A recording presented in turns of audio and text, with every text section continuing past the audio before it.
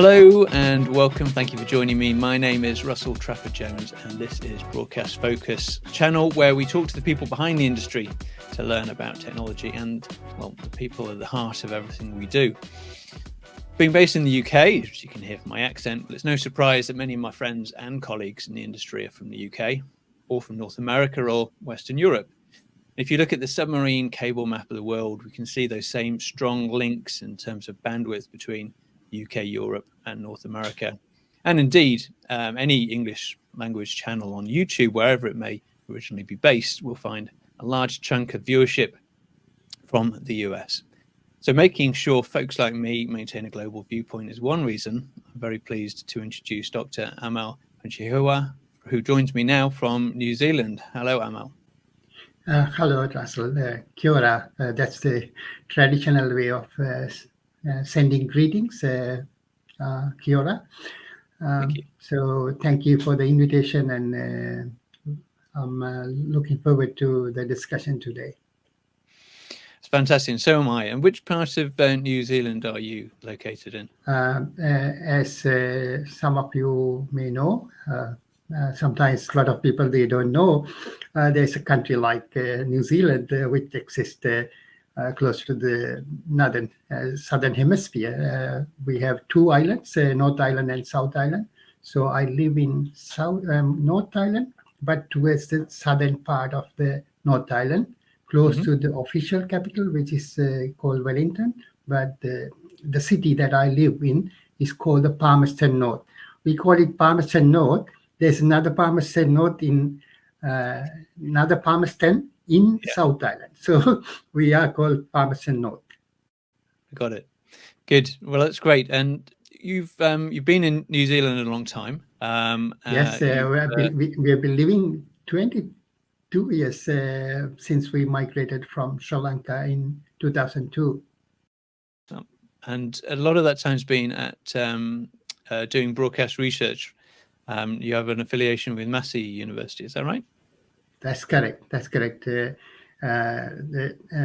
Until very recent time, I had a very close links. I still do have, but they have done a bit of a restructuring. But since we migrated to New Zealand in 2002, I worked as a senior academic and a researcher in the School of Engineering and Advanced Technology of Massey University, where we have the main campus in Palmerston North. And between 2002 and 2013, until the time when an organization headhunted me, and where I was then sort of given an opportunity to work globally for another organization. And what was the research that you were undertaking at the university?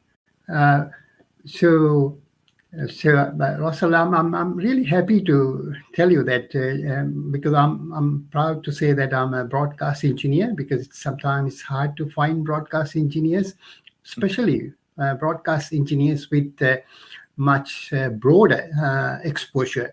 Because since I started my career in Sri Lanka, after my graduation in 1985, I worked 3 years for a IT company, one of the top organizations at that time.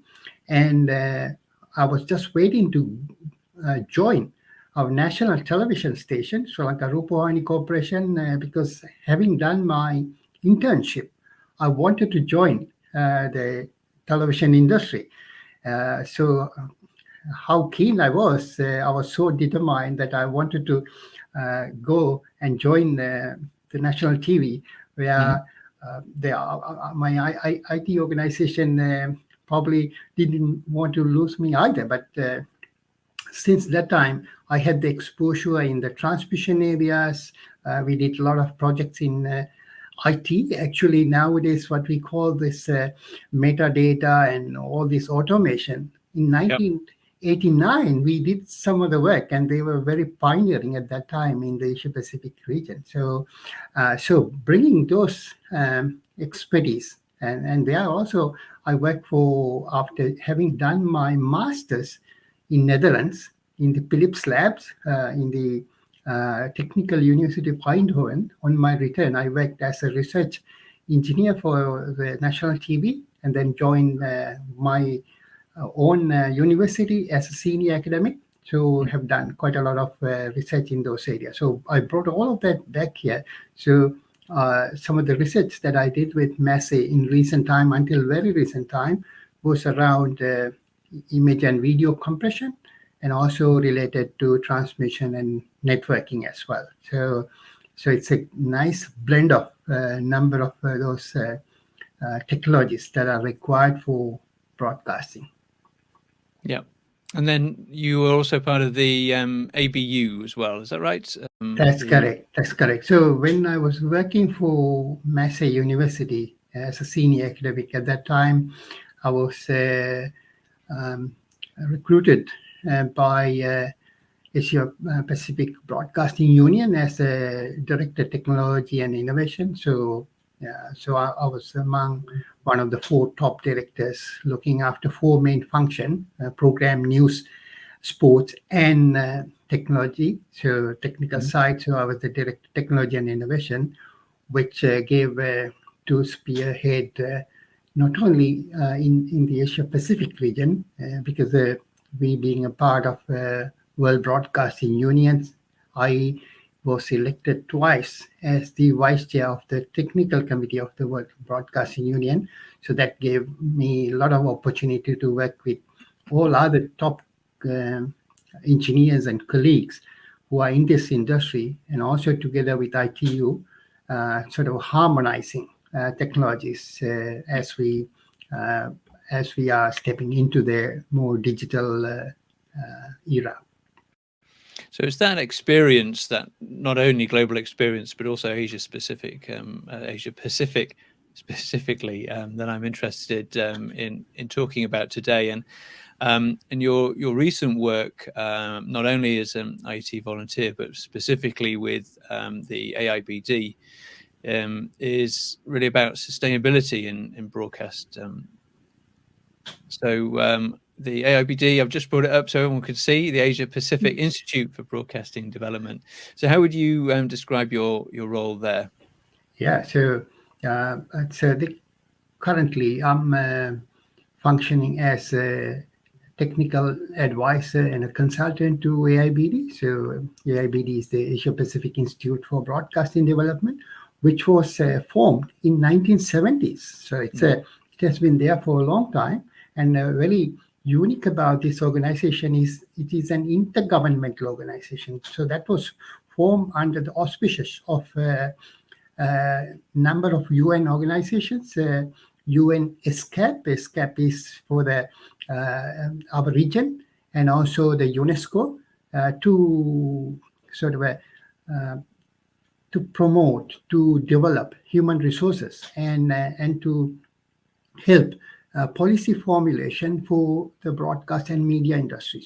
So currently, as most of us would realize, that technology has a very strong influence on broadcast and in the media industry. So I do provide sort of advice and consultancy for AIBD to achieve its goal as an intergovernmental organization, where a number of Asia Pacific member countries from our region. It's not actually now limited to the our region. We have members from African region, from like Mauritius is a member, like that, Seychelles.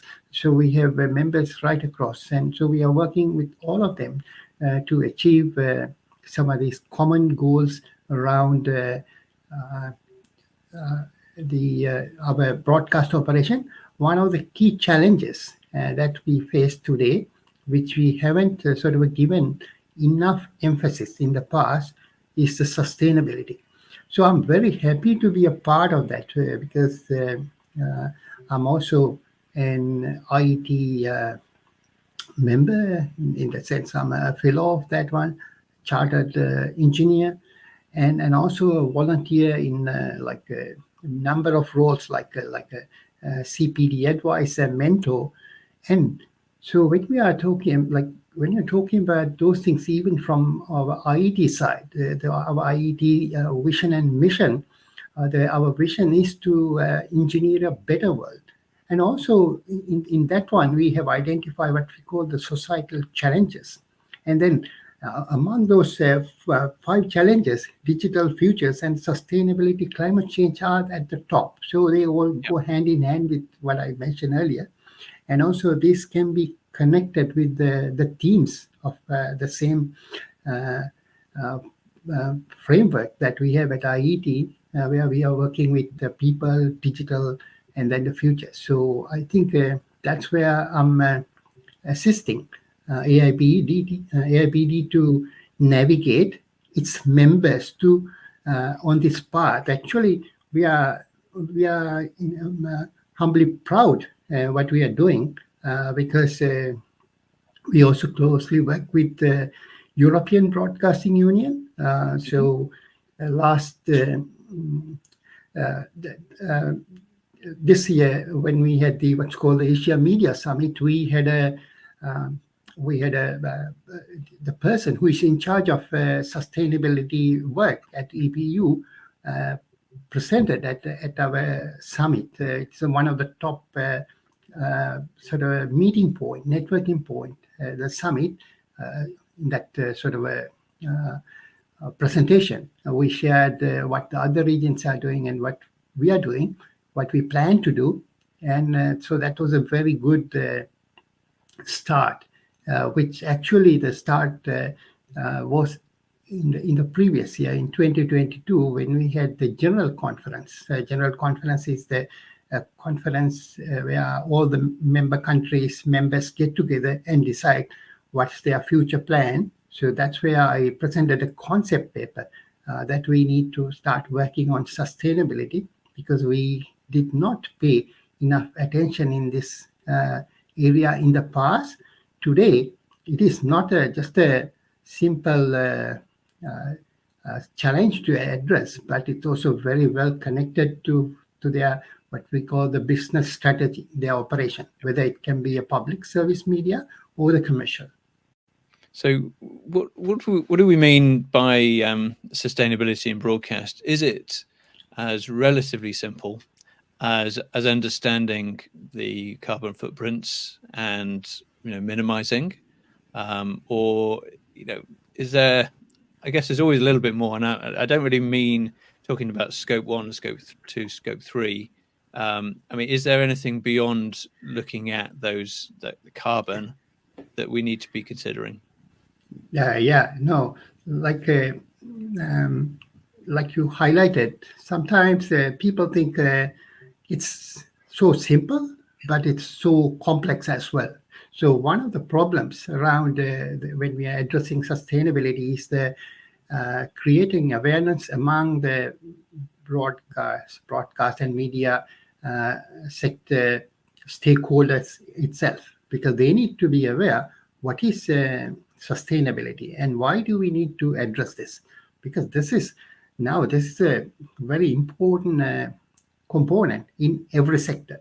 So the broadcast sector or the media sector cannot exclude from that one. So now we just concluded the COP28 held in Dubai, and then so that also talk about certain things which has some bearings on us as well. I'll come to that a little later. But so the challenge is how we can explain firstly our own staff about what is sustainability, and then we need to understand them well, because as I see, the broadcasters has 2 challenges. One is for them to understand this issue and the challenges around that, and then to lead by example, because as broadcasters, most of the time what we do is we educate, we inform people.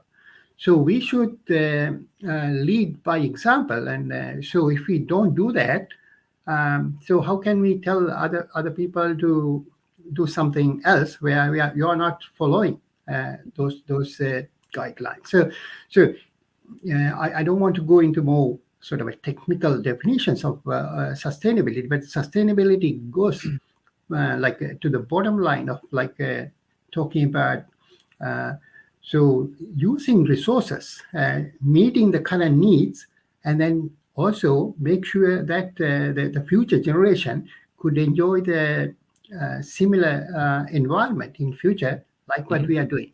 So I think that's where we were not very conscious of that one. We were a little ignorant on that. So we try to consume a lot of resources around us, and then we never looked at the rate at which we are depleting them, or while we are consuming those resources, what consequences they may have. Like you mentioned, it's the good way of looking at is what is the impact of while we are doing all of this on the climate, because now a lot of people, they themselves have realized that there is truly a climate change. So and the science has proved that these are as a consequences of some of the man made action, some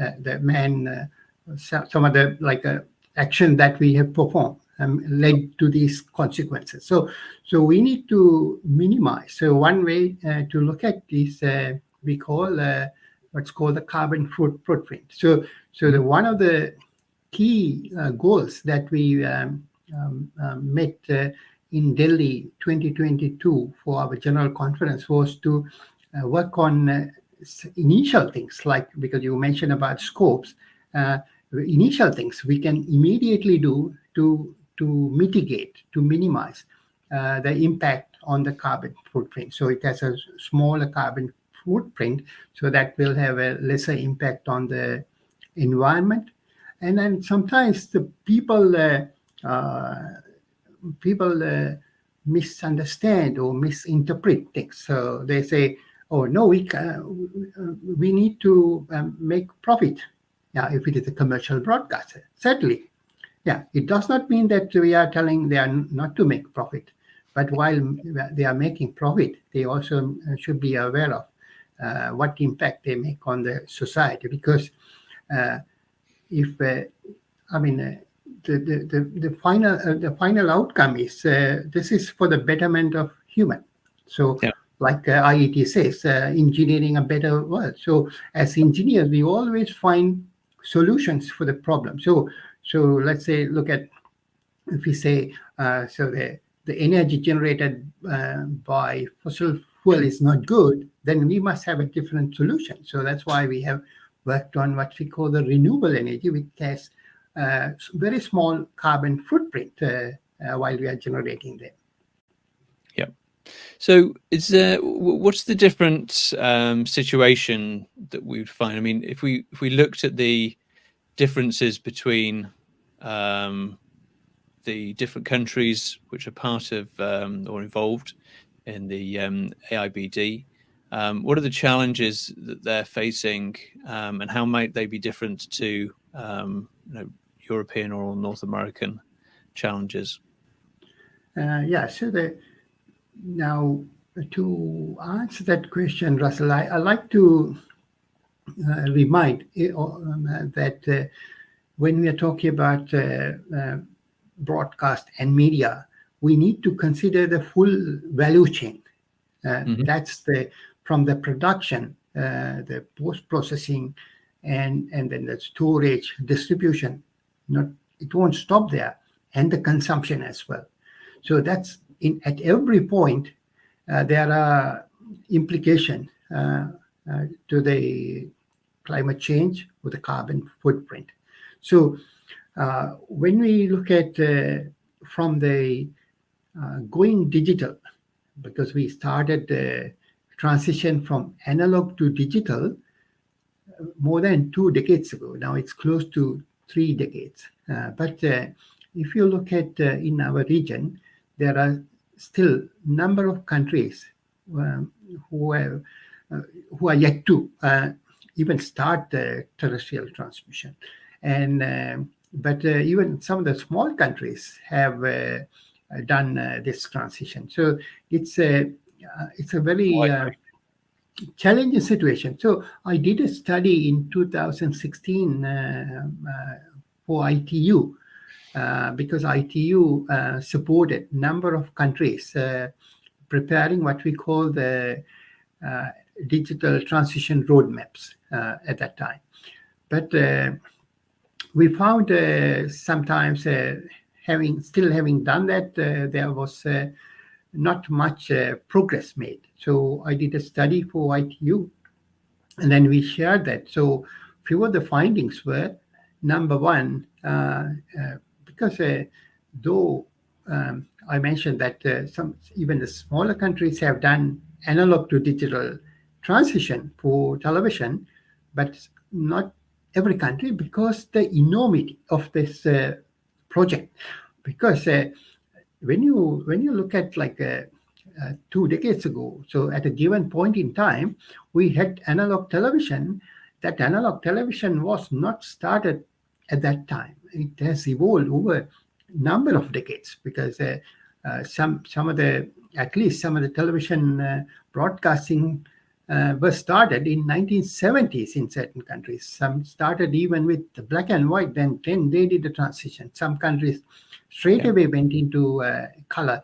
So it evolved over a large number of years, which enabled them to build many transmitter stations, people to buy the devices, which is at that time only the television, to their living room. And so that's the kind of a status quo at that time. So when you are bringing a new change, which require new set of transmitters, sometimes at least add-on or a new device, there is a huge investment required. So that was a big challenge. The challenge we looked at was sometimes even the countries where they could have some level of capacity to do that, there wasn't sort of an interest either from the industry or there was no interest coming from the industry, nor from the government. So there was no sort of a political support, despite because it started. You would remember it was started as an aim of not only gaining number of benefits going digital, but also what's called the digital dividend, because that brought a lot of money funding to the regulator, to end it is to the governments. So some of the countries probably would have they don't have that much of a demand for that, so they could not auction or they could not see that one. So like that, there are many challenges around that. But now, today, the situation has changed, and then it's more challenging bringing those changes, and because the technology is changing so rapidly, so sometimes even harder for broadcasters to keep in pace with those technologies. So they need to be very careful embracing the right technology, appropriate technology at the right time, not just for sake of being going for a new technology. Financially, it can be very difficult, and it's an interesting point about the not everybody having the same demand for spectrum so, which does make sense. I remember fondly a talk at a Radio TechCon in previous years, where I think it was a number of different people from BBC, but there may be a mix, who were pitching to say whether we should or shouldn't. It's kind of an academic exercise, but nonetheless brought up some interesting questions about whether we should be trying to go fully streaming or fully not streaming for radio. And some of the the maths is fairly simple, and it's already playing out in a certain sense.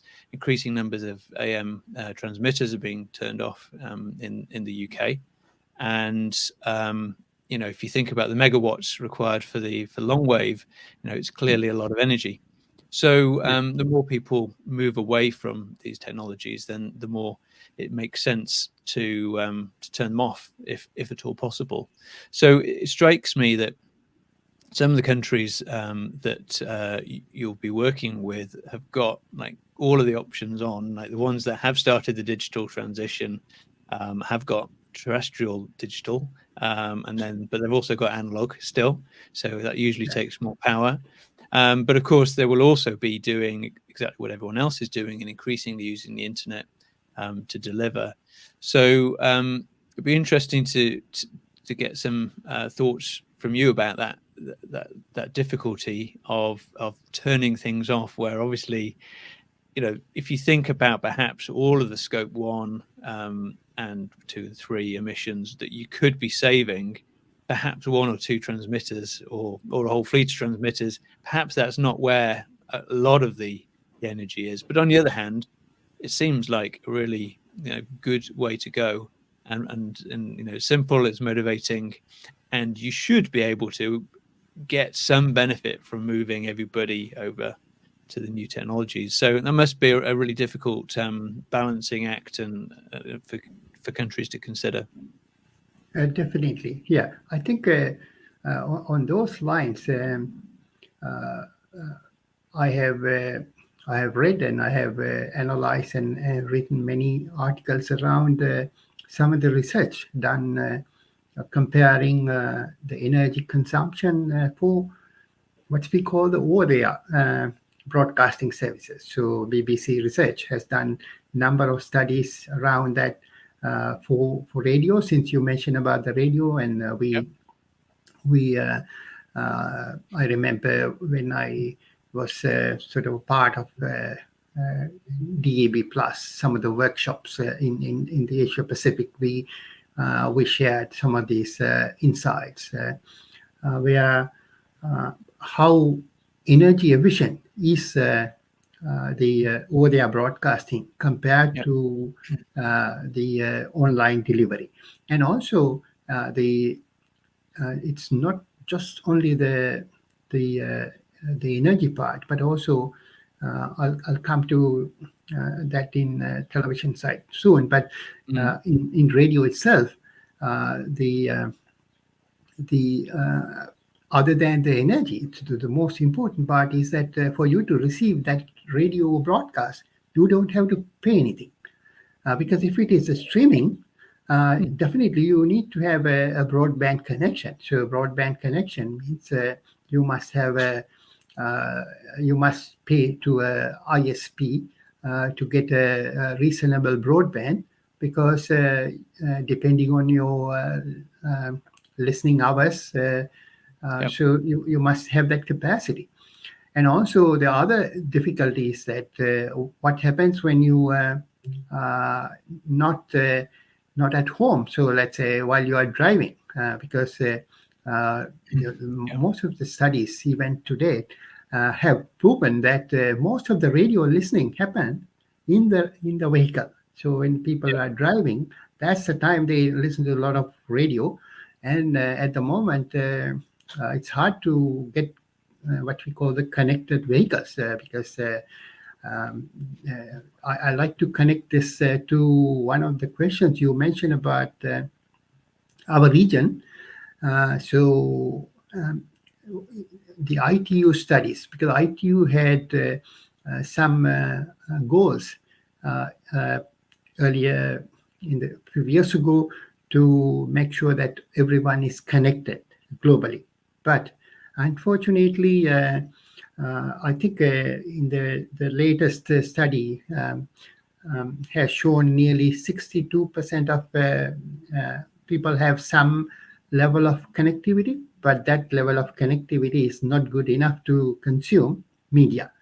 And that's global average. But if you look at our regional average, it's a little poor, because there are countries where the internet penetration or access to broadband is not as good as in another country. And I also read some of the reports from Ofcom in UK. Yeah, UK is a well-developed country, but still people have the choice. Sometimes a lot of people who lived in a certain region they say, no, I don't want broadband. I don't want that. So they may probably have other ways of receiving information through radio or television, but they don't want broadband. That's their choice. So we need to honor that. So then in that situation, how can we communicate to those people? And you just mentioned about one of the recent incidents, but I like to go a little beyond that. 2019, the COVID time. So it's globally, even many studies. We have done studies at AIBD, and we have a lot of discussion. Even AIBD took part in one of the ITU workshops to Asia Pacific, what's called the future of television. And then all the members said, yeah,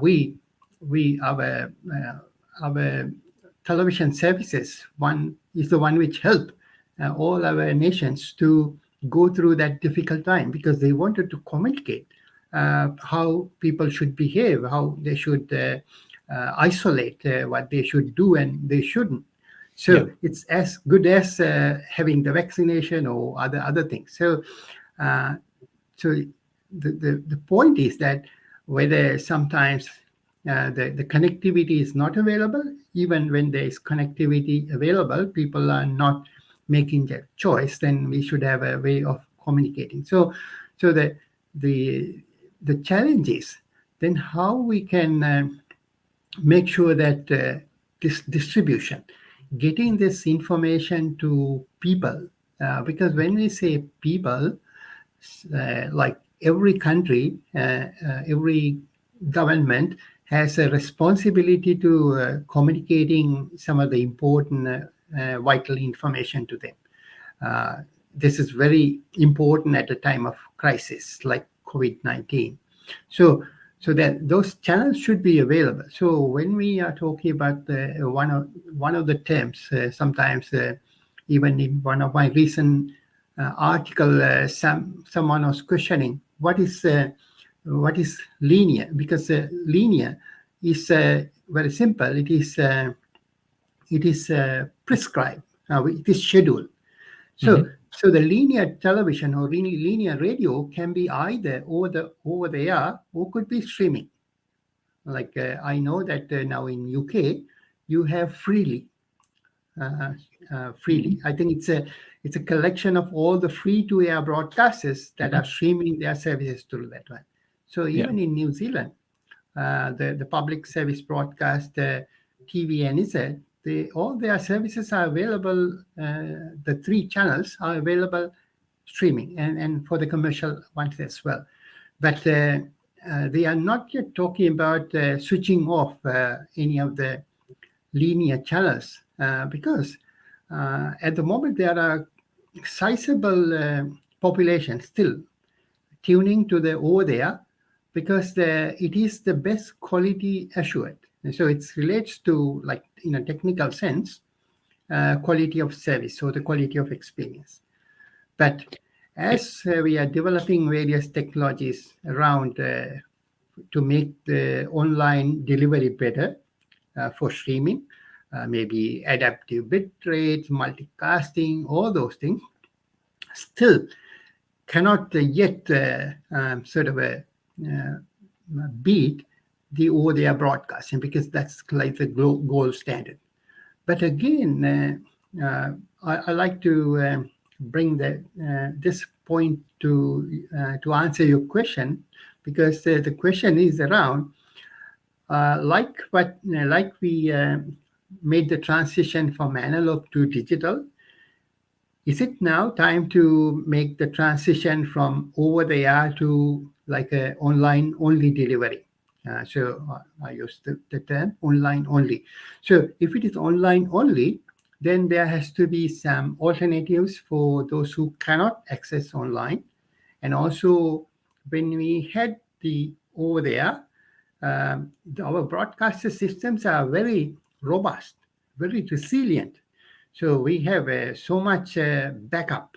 If a transmitter fails, then there's another backup operation. So what's going to happen, like a given situation, if we lose the connectivity. So then the people are completely get disconnected. I like to remind, like in New Zealand, we had unusual floods. They call it 100-year occurrence floods, but it happened 4 times within 3 months. Same region, they suffered very much. And then what was the message from the disaster management authority was, tune to your radio, home radio. Go to your car and on the radio and listen, because the cell towers were washed off, or the power, even the power stations was underwater. So this is the level of sort of uncertainty around some of the climate change disasters we could see. So we anticipate, based on studies, these occurrences will be severe as we go along if we don't take mitigative action, and their frequency will increase too. So, so that's what we observe. So that in that sense, it is harder to completely switch off all the over-the-air broadcasting. But there may be, like, if we are doing 3-4 channels, we can reduce that to just 1. So that way, the energy we use for 4 channels can be reduced to 1 channel. That 1 linear channel over there will deliver all the vital information. It should be stronger, potentially. Yeah, it should be stronger. Yeah. And still, we are in the process of actually studying, because when this question came up, do we want? Because I think this was discussed in UK too, because when the Director General made a statement to say that like we wish to go online only in future. I mean, that's probably the goal of every broadcaster. But that how soon we could go, it depends on how soon we can make a more robust and resilient connectivity to everyone. It's like the mobile, because the mobile that we enjoy today is not just came out. I remember when I was working for national TV, it's like about a brick size mobile we had, and that's just to make a voice call. But it's different today. So it's evolved over 3 decades. So that it requires time. So the work that's happening around streaming, we are now studying, trying to compare and then try to understand the energy requirement, because that's like you mentioned, it comes under scope 2, because it's indirect but downstream. Sure. And we are working on the direct ones at the productions, for which we have actually, because this is another thing I advocate in all my work. I mean, it's everyone does it, working in the sustainability, but that's my key message. Try to measure your impact. Unless you measure, you don't know how much impact you are making. So how do you measure? So there are well-established calculators to do that. Yeah, I think it's interesting that you brought up the idea of or the conversation about mobile phones, because obviously, and it is critical that we have systems which are resilient. And I think your points about the fact that currently networking is something you buy, and so you can't really be forced to have a data connection, so to speak. But on the other hand, that simply then puts the question, in my mind at least, well, is there a way of actually giving a network connection to people who haven't necessarily kind of gone out and bought a data plan?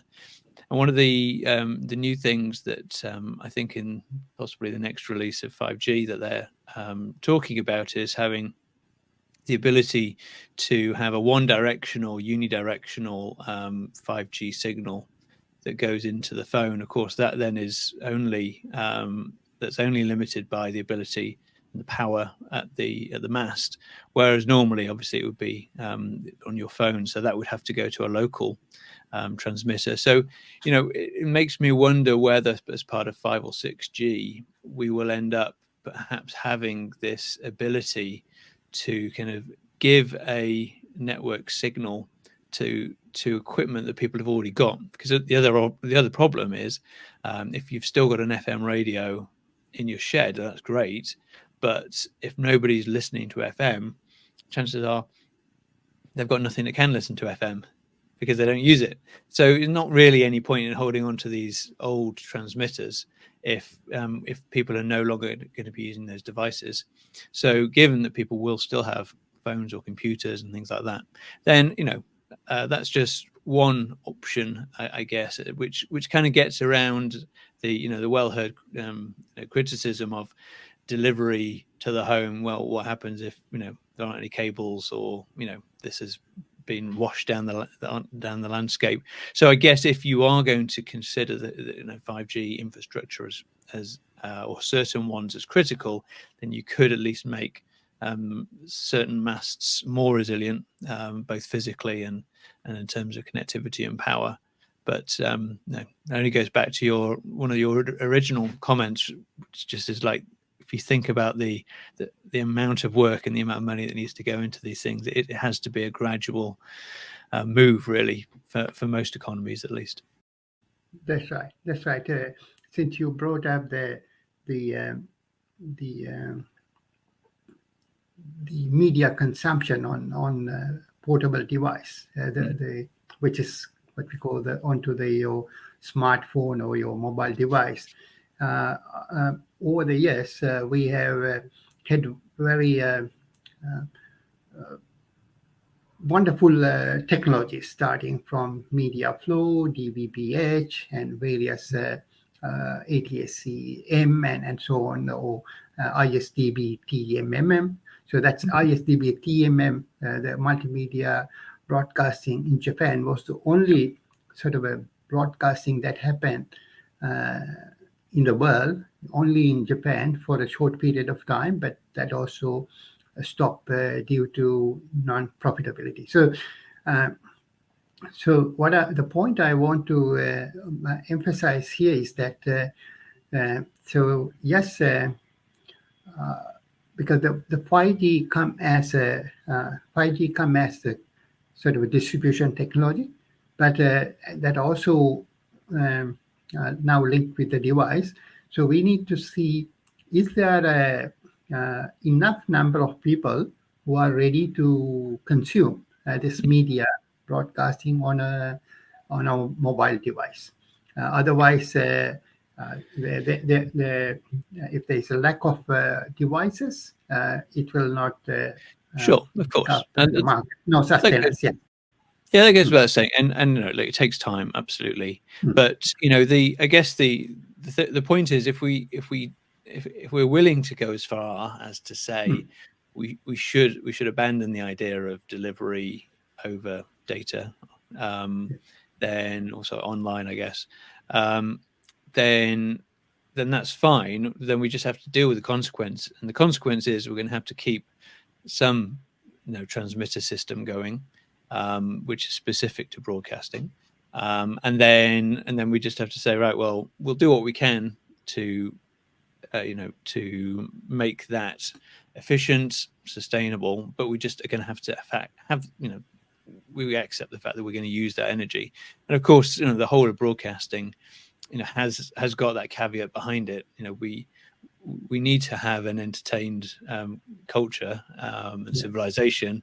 So we have to accept that we're doing something that isn't absolutely strictly necessary. Although, of course, if everybody's depressed, then it isn't necessary. So there's always that kind of weird, it's like, well, okay, well, we're going to put on some reality TV, but we're going to do it sustainably. So the challenge is, well, don't do it. Well, that's just a given. So given that we're doing that, we then have to say, right, well, it's either a transmitter network, one at a minimum, but hopefully only one, plus online people can also receive it, rather than going that extreme and trying to kind of go for online only, which Yeah. yeah. Yeah, you're right, because many times this has been discussed, and throughout my in my opinion, I see this as a multi-platform delivery. But the problem is, when you operate in multi-platform, that means you are spending money on many platforms, so, and energy, and then more impact. But you probably need to balance everything. Like I mentioned, if you're doing 5 linear channels, yeah, so you may reduce that to one linear channel, which is more general, but all the specialized ones are kept on online, or they are supplemented or complemented through Mm. 5G broadcasting. So, because one of the biggest question at this moment uh, uh, is can the 5G, or is there another distribution technology which could sort of replace the current generation?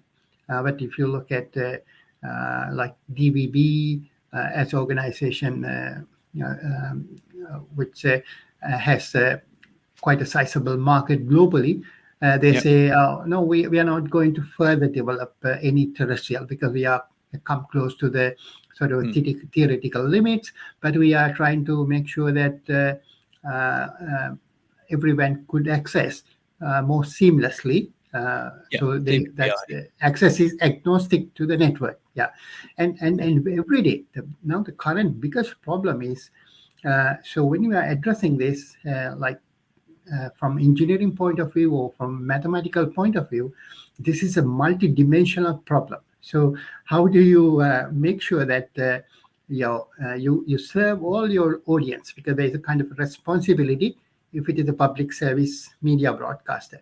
If it is a commercial broadcaster, they would like to have the biggest market share. So how they could do that the best way, but they need to minimize the investment, the cash outlay, and then also the impact on the climate change. Because when you run more and more data centers unnecessarily, or when you run transmitters just for few audience, that's not efficient. But also there are other sort of a requirement, like you mentioned, unless we find an alternative way of getting those information to people who Mm. are not connected. Yeah, so we need to come up with those solutions. So this is almost similar. So every time when I discuss, or when I tell them, I tend to take a example from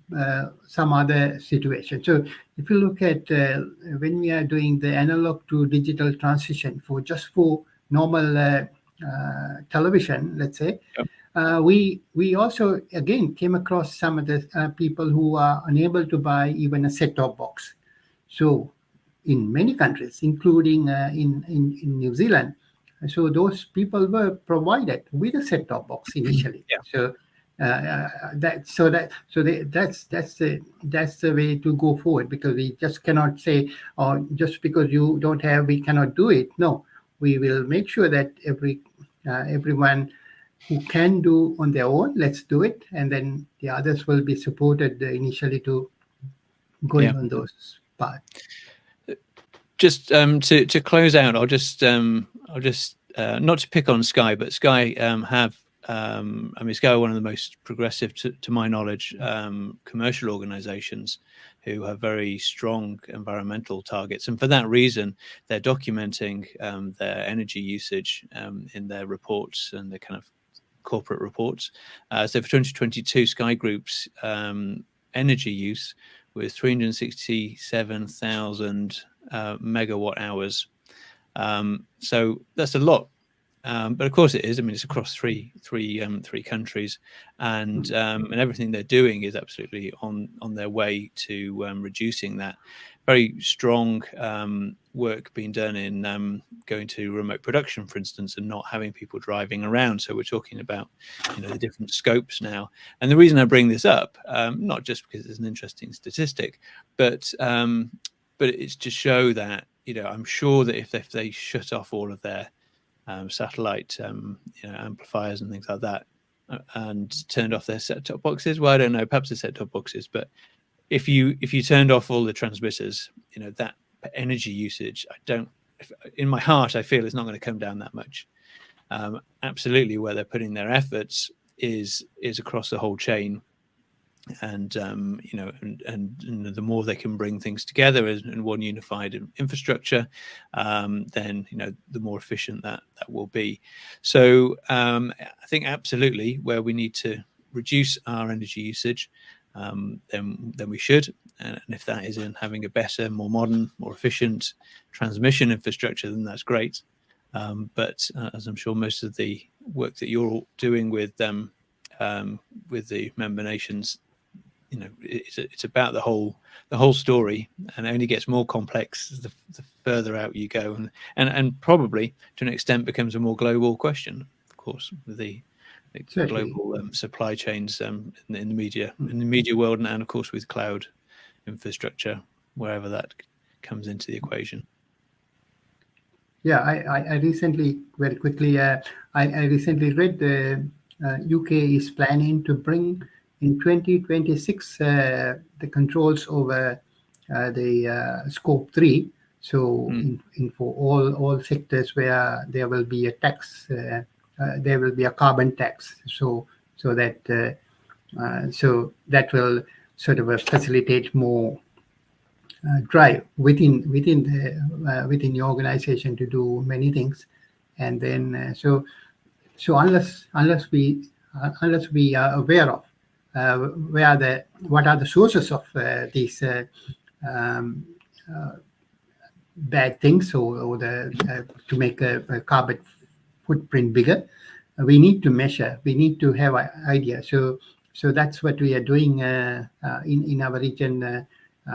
Rather than not having any start, but making a start, because it's better to do early, and especially when you are planning any new building, any new facility, or any program planning. So these need to be incorporated into that one. And then unless you measure, unless you compare, and will be a competitive thing. And also now it's globally becoming the reporting also part of important thing. So that will bring the consumer, the audience, also aware of. So like when we go to buy a electric appliance, we know, this is energy efficient. So they have a kind of an energy efficient rating. So similar thing. Indeed. Well, look, we need to stop now. I've really enjoyed speaking to you, so thank you very much. Now, I like to think that I leave a kindly impression on people I meet, the friends I spend time with, and of course the families that I care about. But I don't know if you've ever found this, Amal, but the older I've gotten, I get fewer and fewer Christmas presents. So as this is a young channel, and I'd like to start reversing that trend. So if you could give me a Christmas present, subscribe and like the video, then that would be fantastic. Now, if you want to do that for me, then that's great. But if not, at least do it for Amal, and because I want to certainly thank him very sincerely for spending time and exploring this topic. It's been fascinating, and thank you very much, Amal. Thank you so much. Thank you for the opportunity. Nice talking to you. Nice talking to you too. Bye bye.